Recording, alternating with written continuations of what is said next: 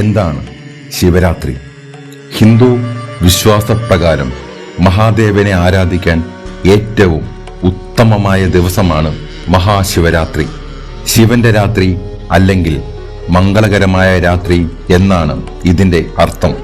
കുംഭമാസത്തിലെ കൃഷ്ണപക്ഷ ചതുർദശി തിഥിയിലാണ് ശിവരാത്രി ആഘോഷിക്കുന്നത്.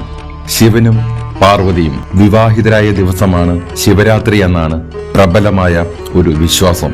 ഇത് ശിവശക്തിയുടെ സംഗമമായി കരുതപ്പെടുന്നു. പാലാഴി മദന സമയത്ത് ഉയർന്നു വന്ന കാളകൂട വിഷം ലോകരക്ഷയ്ക്കായി മഹാദേവൻ പാനം ചെയ്ത ദിവസമാണിതെന്നും പറയപ്പെടുന്നു.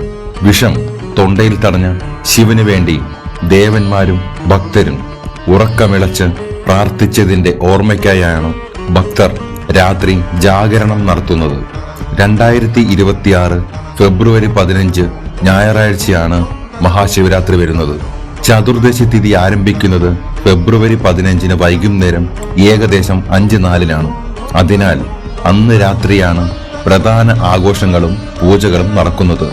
ശിവപ്രീതിക്കായി എടുക്കുന്ന 8 മഹാവ്രതങ്ങളിൽ ഒന്നാണ് ശിവരാത്രി വ്രതം. ഇത് അനുഷ്ഠിക്കുന്നതിലൂടെ പാപമോചനം, ആഗ്രഹ സാഫല്യം, മനഃശാന്തി എന്നിവ ലഭിക്കുന്നു.